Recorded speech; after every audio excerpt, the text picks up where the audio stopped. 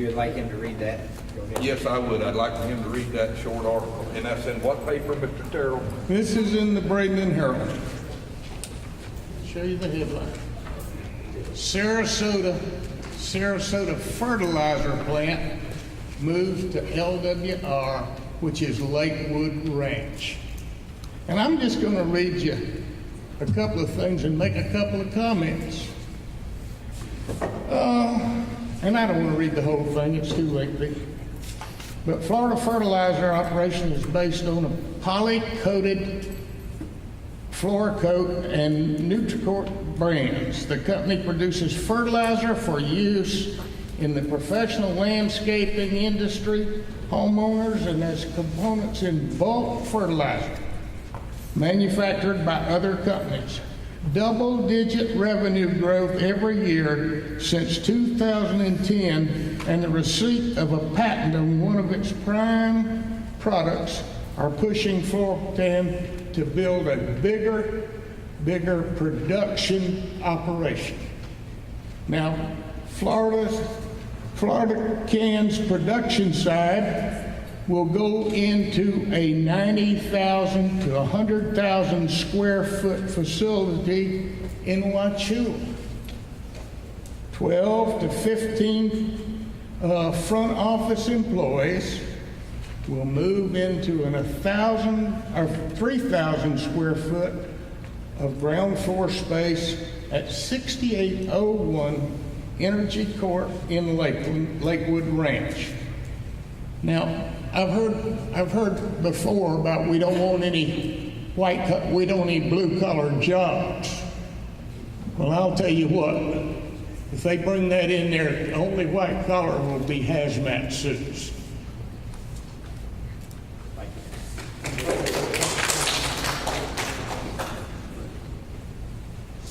Any other public comment?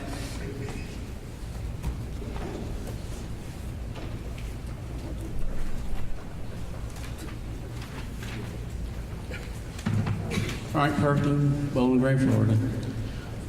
I would like to be polite, and I would like to ask you to bear with me and let me hit on a couple things briefly before I get in. One thing, this discussion going on here about the fertilizer plants. I worked at Army Fertilizer in Davenport years ago, so I've never been through Florida Fertilizer. But I went down there and bought a bag of nitrogen the other day. I had to sign for it. You know why? Because that's what they put a little diesel fuel and blow up buildings with. Just to give you an idea of there's tons of chemicals in there. And if they're going to mix fertilizer, they go and put this stuff in the elevator, mix it, and then put it in bags for bulk and sell it. So, just to clarify that.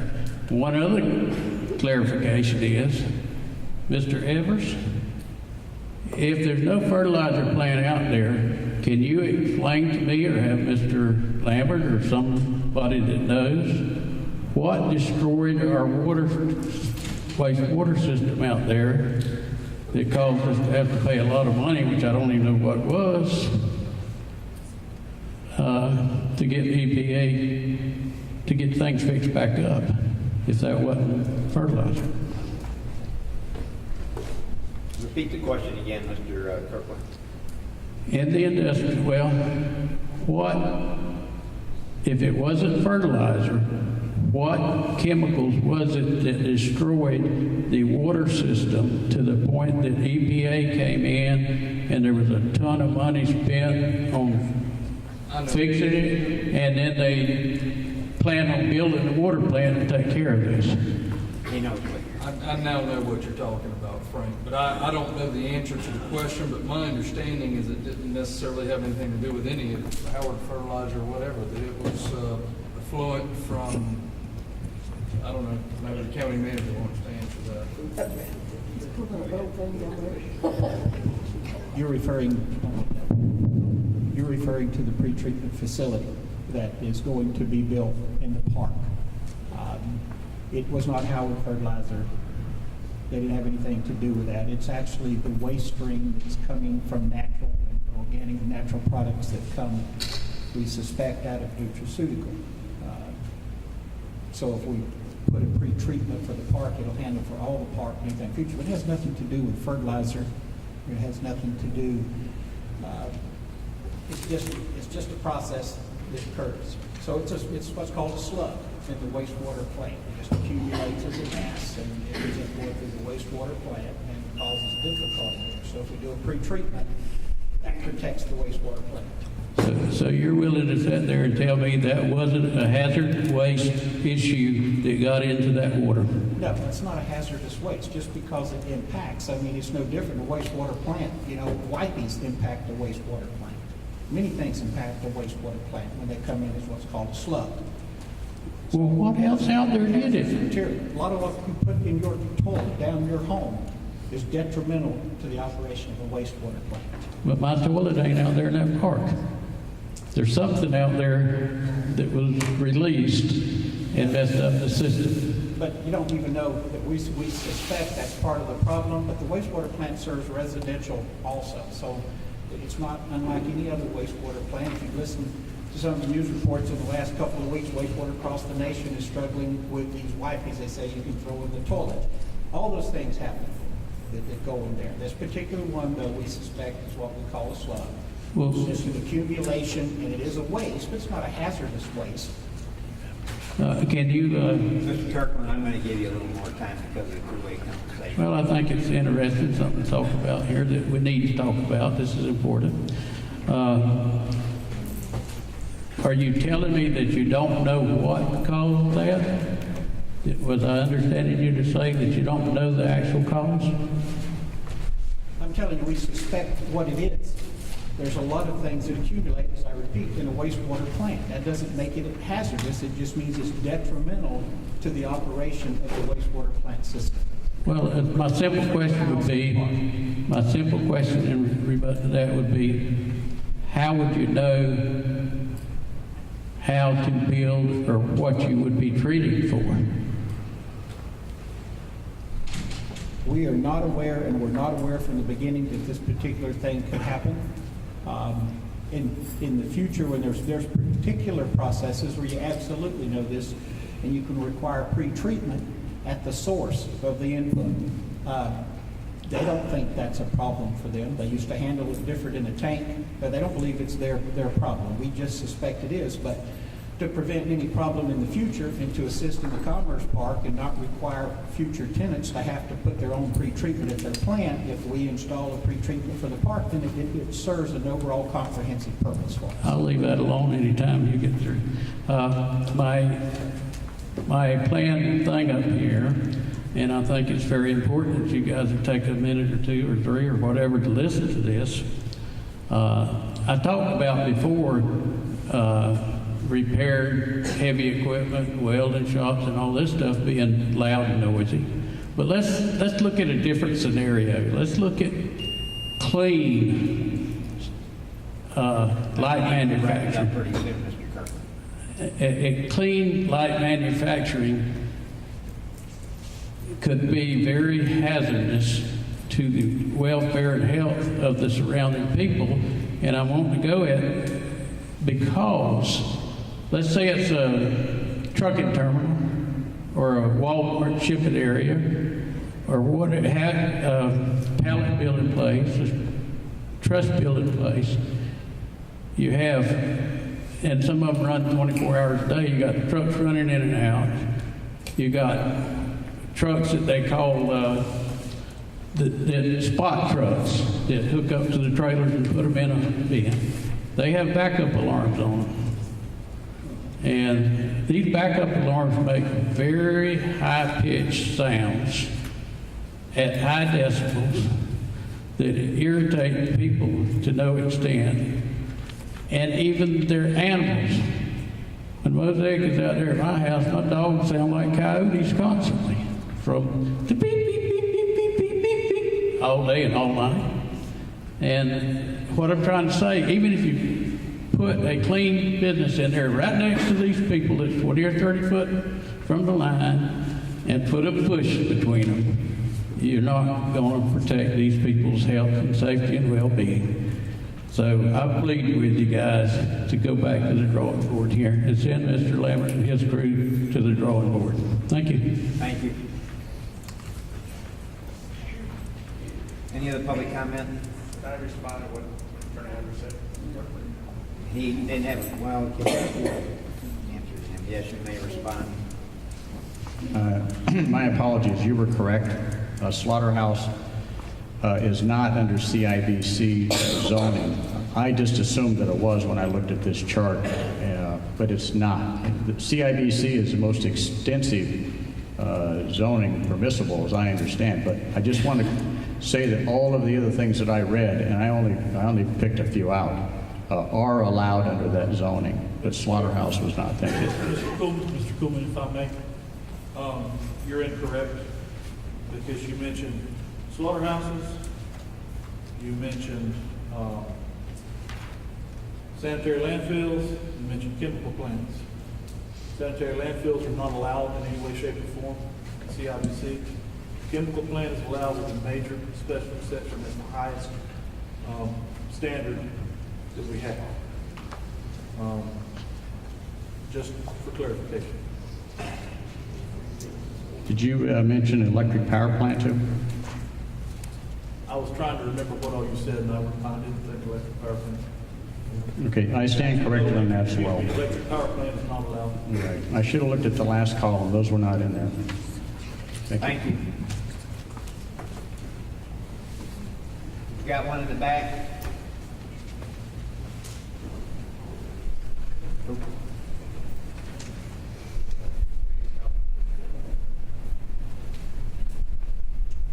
State your name and address, please. Billy Hash, 1920 Dansby Road. I've listed this, and you've got the pros and the cons for it, against it, this type of thing. Both sides have good ideas, both sides probably have lots of good ideas.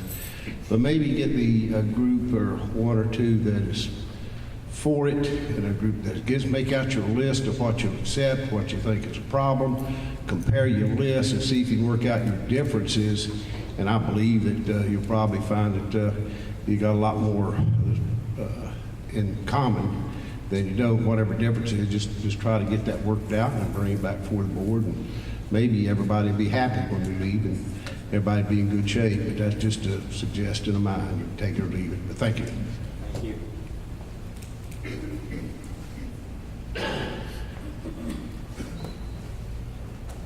State your name and address, please. Nancy Kraft, downtown Sweetwater. I am not against economic development. I don't know enough about what's going in the park. I think that there should be more planning to it, more input, and it's evident. If I insult you, I'm sorry, but it's evident that every one of you commissioners up here, sitting up there, has your mind made up. It's on your face. There's not been one thing that there was asked or anything. Your mind is made up, and you, the people of this county, vote for you to represent us. And it's evident that you're representing yourself or somebody else, not the people of this county. And there's 3 realtors sitting up there. 3 realtors. And you all need to go back and study economic development, because this is not economic development. Thank you. Any other public comment? Mike. Mike Prescott, Wauchula, Florida. I've been on the IDA for about 2.5 years. And I can truthfully say you've got a lot of volunteers there doing their best to try to help this county. I heard the comment about the tail wagging the dog. We have 1 to 4 commissioners at every one of our meetings. If we are doing something wrong, it should be brought to our attention. You know that, Grady, and I hope y'all all do that, because we need all the inputs we can get. Second off, we did look at a slaughter plant. They were looking at other land, not in the industrial park, but it's something that can employ 30 or 40 people, okay? But we would not put that in that plant. We're not limited to that area. We've got some money that we can purchase other sites and put different things in.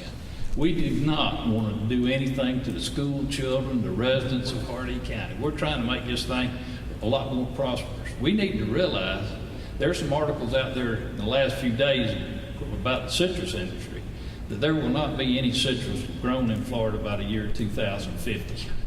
Now, you can see where you get your tax money in this county, and we're at the point right now, if you look at what the Grove owners got this year versus the year before versus the year before, if our taxes don't come down, because people on an average in the state pick 30% less fruit this year, and it is falling every year. You can't do all the things that you need to do right now. So if you don't get tax relief, people are going to shut them down. We're going to put fences up, and we're going to put a cow in them. You see how much money you get off that versus a citrus grove.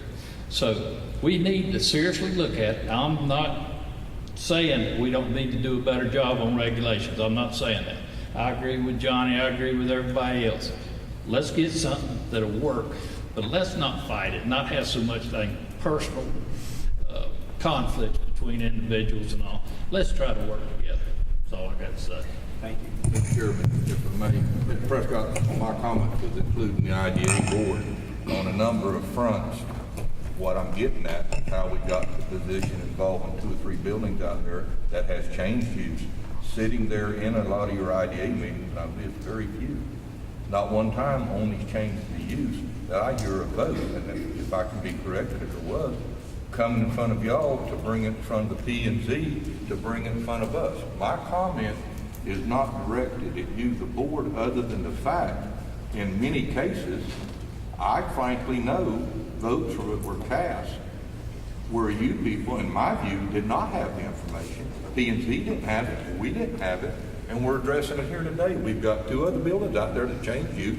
One of them is a fertilizer, and I want to disagree with our council, knowing a little bit about fertilizer coming from agriculture industry. In fact, I'll bring it up right now. God rest their souls in Oklahoma. Dear friend out there, one little old truck with a little fertilizer in it and a little diesel fuel brought down that building. So there are special rules, and I'm going to be reaching out to the state of Florida myself after tonight. I'm going to be finding out a little bit more about that. So my comment was not derogatory to yours. My comment is, when it comes to the director or anybody else, when it comes to this planning, it should go to y'all. You people need to address it. And my thought is, hopefully in the future, that y'all will make sure if it pops in, that if there is any changes, make sure that it is approved by the P&Z, and if it needs to come in front of us, to come in front of us. That's my only comment. We need to get this in order where you're the first line as the IDA people. Bring it right on up the line where this thing can flow, because if you look at it, the tail's already wagged the dog. All 3, as far as I'm concerned, boards are behind it. We're readdressing things. To me, if it was brought up in front of you, you voted on it to see to it or whatever, that made sure or requested to make sure the P&Z noted. And then if it would come in front of us, we can all work in sync together and move this thing forward. But if you look at it, now we're addressing it. He's fixing to bring waivers back in front of us. And to my knowledge, I'm not so sure that y'all even knew. And I'm not being critical. What I'm telling you, I know for a fact these 2 boards didn't. Just like that waiver. He's brought one, he's fixing to bring another, of activities that's going on without following the process. So that's my only comment, and I will address it again to make sure that you folks have got that information. And then let's just move forward, because if it's starting there at IDA, it needs to go to P&Z and then come to here. And if it don't need to come to us and whatever, that's great. But this dog leg that we're doing now, having to address something after the fact, to me, and not even on your part, in defense of you, it's all uncalled for. And that's my only point. Grady, I agree with that. Yeah. You know, but when we look at expertise in this matter, we got Mr. Denny's, we got planning and zoning and all. They should have more input. I'd be first to say that. But we're working in a situation a lot of times that we're competing against larger counties that have buildings available that people can move right in. And we don't have a building sold a lot of times when we build it. Now, is that good or is that bad? We could talk about that for another 3 or 4 days. But I sure would like to be able to say, yeah, you need a building, well, give us a year to build it, and we'll get it built to your exact specs, but we hadn't had that luxury. And I definitely think after he finds out what type of business is going in there, planning and zoning should be part of it. But we have had the county go in there and regulate the engineering as far as the water, electricity, and all this kind of stuff, you know. So, I mean, that's kind of the deal to me, that they need to work together and have the county get the planning and zoning, go out there and look at it after it started, before it's completed. Oh, see, that's what I'm saying. You're right, but it needs to start, anything you're doing, to me, I think that should be part of the number one issue. When y'all are coming up on it, has the P&Z been notified of this? If we're gonna, this thing can be expedited. I don't have a problem with even calling special meetings under the thing if something's going on, but I can tell you now, from my experience in several other counties, irregardless of the time frame, that process goes through. We cannot keep going backward. And to me, this again, and we're here tonight because this thing has been done backwards, and we're all responsible. I'm not pointing the finger at any particular individual or whatever when it comes to on the boards of this problem. So that's all I'm saying, and I think we're right on the same sheet of music. Tonight, maybe we can move this going forward in the future, hopefully the IDA, when you're coming up with that, include the P&Z, and then if it has to come before this board, then let it come before the board. And if it don't, great. But it seems like me, and I think if you think about it, we get this process going where we're all working in sync, because again, you are, as you well know, appointed board by us. There is oversight. There is, again, a lot of issues involving state statutes, this and that, the other. We all have to be cognizant of. But again, I think it will work a lot better, including for this staff sitting right here. I'd be scared to ask to find out how many hours that y'all had to go back and reinvest and back up just to do these waivers. So that's the only issue, and I think maybe something positive will come out of this tonight, where this flow, we can get it right, where the dog's wagging the tail. That's what I was getting at. Thank you. Mr. Chairman, I'm sorry. One more comment, Rick, about the fertilizer plants, okay? Part of the stuff Ken says is true. Basically, fertilizer plants are ones that make basic fertilizer, okay? Most everywhere else blends fertilizer. But in these plants, they all have stainless steel or poly tanks built-in retainment areas to handle if a tank busts so it doesn't get in. So that's part of the state regulations. They have a certain type of floor in them, and around it, kind of like a larger retainment area. And these are the type of deal the state already has in place, you know, for a lot of this. Dry material isn't there as at risk. Yes, some of it is explosive, that we saw in Oklahoma City, you know, but they're trying to do more and more on that as far as who buys it, knows, make sure you know who it is, and that type of stuff. But the problem with the local fertilizer plants, it as dangerous as what Grady was talking about in the one that happened down in Texas. Okay, thank you. Just want to make a comment on something that Mike just said. When we were in, I've heard the pros and cons, and I hear about economic development, and I can tell you that the picture that we're looking at is not pretty for citrus anywhere in the state of Florida. And the three of us were in Gainesville this past week.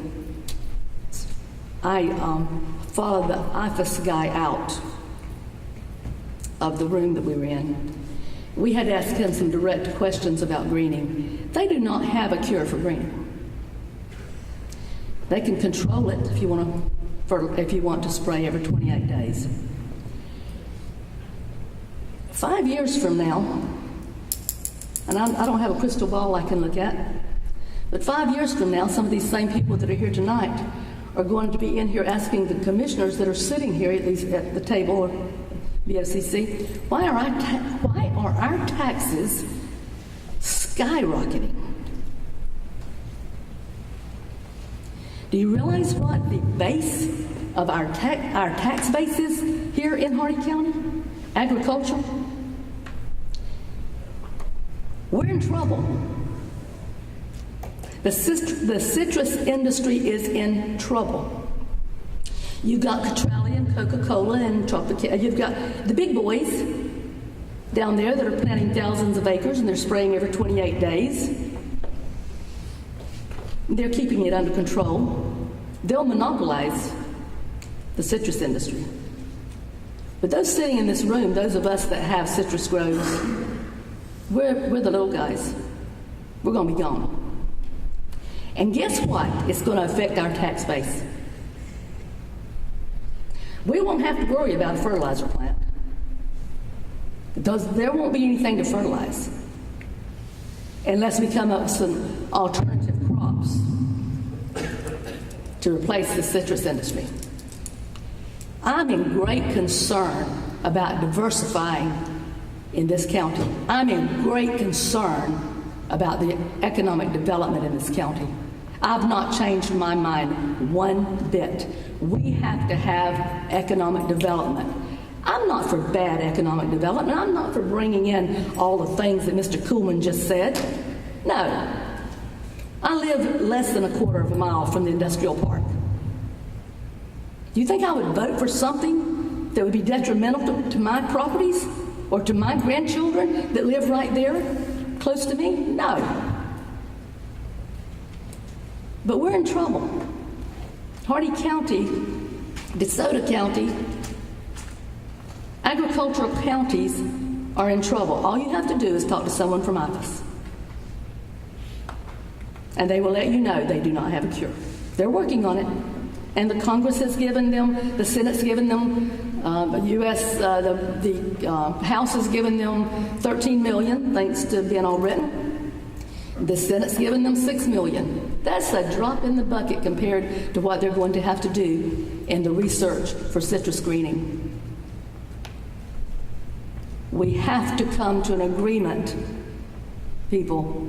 We've got to bring some diversity into this county. We have to bring jobs into this county. We have to. Okay, any more public comment?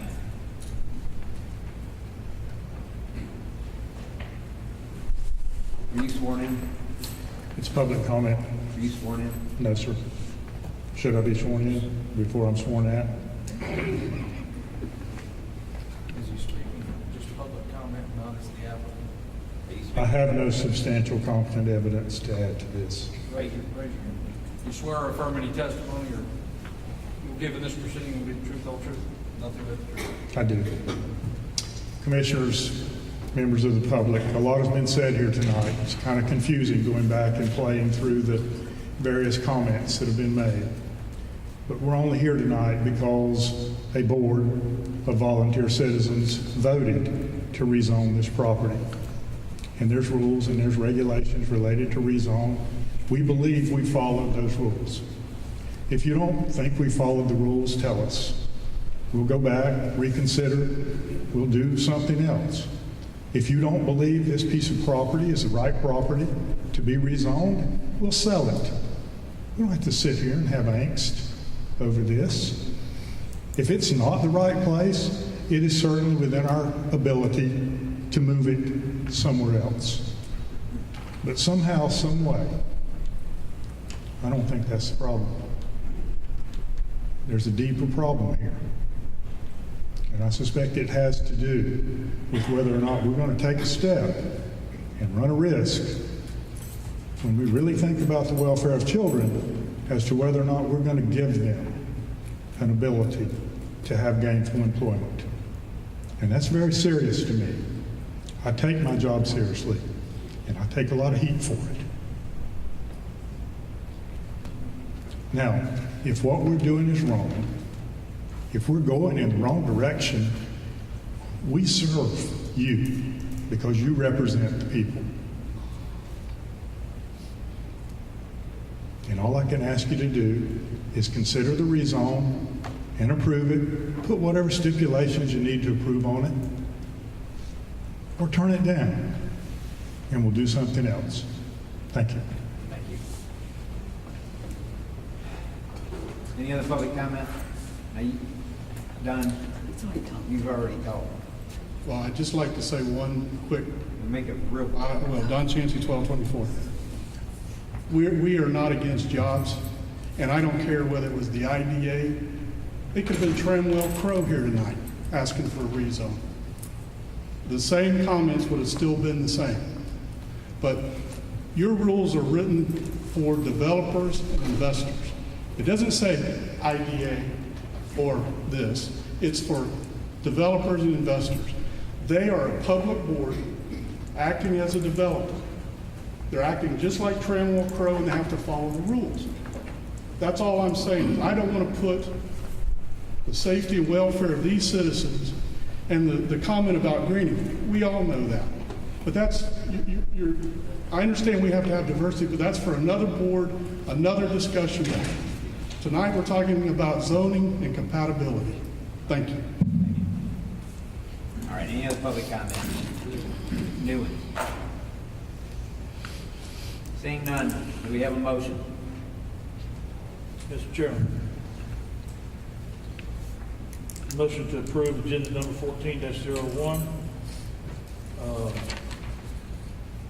Rezoning 85.6 plus or minus acres from FR CIBC and rezoning 18.54 acres from R3 CIBC.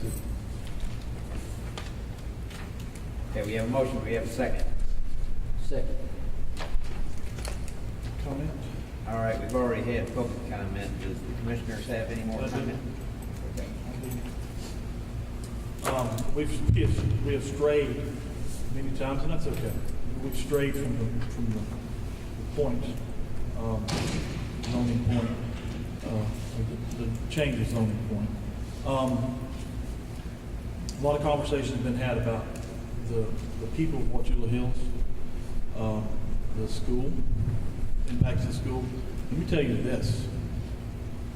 I have a child that goes to the junior high. In September, I will have 2 children in the junior high going to school. And if you think that I'm going to be part of a board that allows a hazardous situation to develop, you're wrong. I believe we have the safeguards in place. Even with the rezoning, I believe the safeguards still exist. I do believe some mistakes have been made in the existing Commerce Park. I have had some private conversation with Mr. Denny about that. I don't necessarily think it's appropriate to take someone to task in a public meeting. We've had conversation. He knows how I feel. We don't need to have to go back and undo things or redo things or cover our tracks or change, make things look like they should, just make things, try to make things right. We don't need to be doing that. I believe that the zoning change is appropriate. I believe that the land use change 6 years ago was appropriate. I think there's some issues that still have to be covered. I'm not happy with the new plan, the new roadway plan, because I insist that this park be connected to Wauchula Hills, because the people of Wauchula Hills deserve the opportunity to be a part of it. I believe that we need to cover things like traffic. You know, if we're going to allow a connection to Rainy Boulevard, we need to control the traffic and insist that the heavy truck use not travel that area, not travel that road. They call the heavy truck use come in off of 62. And we have to, I think we can, on an individual basis, as these things come forward, to individually to be permitted in site plan reviews and site plan approval at the zoning board level, and possibly even special exceptions or even major special exceptions. I think we can cover buffering, adequate buffering to take care of any problems. But I think it's appropriate, and I think we should approve it. Any other commissioners have comments? I'm put here to operate in the best interest of the majority of the people. I'm put here to operate in the interest of the majority of the people.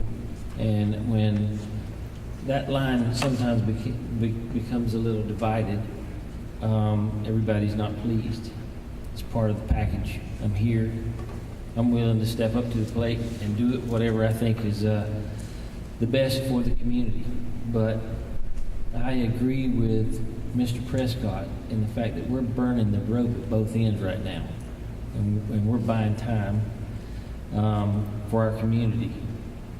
I think that a lot of the comments here and things that I hear are pretty much just textbook things that are pro, con, economic development. It's just that simple. And some people like it and some people don't. And that will never change. It will always be a division in that area. It doesn't matter if it's Hardee County, Polk County, it doesn't matter where it's at. I believe that this is consistent with the comprehensive plan. I do not believe it'll degrade any of the surrounding properties. In fact, I think it may reduce service loads based on what I saw. As far as compatibility, I heard things that that CIBC and R3 are not compatible, but as I mentioned before, you're going to have conflicts. I don't care where you lay this park, anywhere in the county, you're going to have compatibility issues of some sort. But, I also heard that the first phase of the park was okay, but I look at the map and I look at the apartment complex up there, that seems to be okay. But, in the southwest quadrant, maybe it's not okay down there. But I can assure you there's probably as many people in that apartment complex as there is in the whole southwest quadrant of the expansion. So I see conflicts in some of the testimony we heard, and I have to move forward and with respect to the community as a whole and what's going to hold this county up, to keep its head up long term. And I appreciate the IDA members and their service, and all I can tell you is we're counting on you here.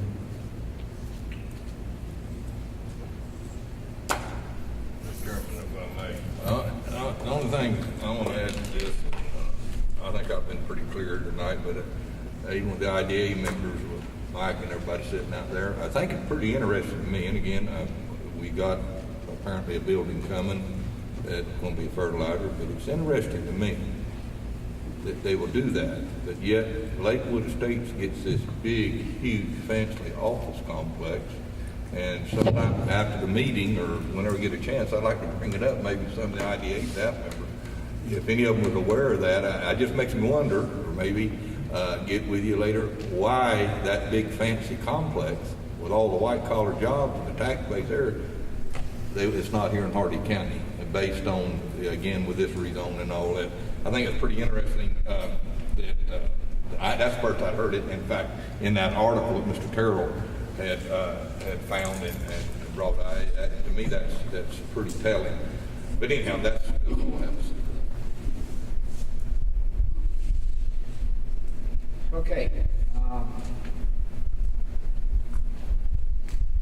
All those in favor of rezoning the Commerce Park ordinance 2014-05, please vote by saying aye. Aye. All those opposed? Aye. We have a roll call vote, Mr. Chairman. I didn't ask for one. Be nice to do it. Those parents support one. Okay, I close the planning and zoning meeting and reconvene the POCC meeting. And we'll take a 5-minute recess. Which part? Or not a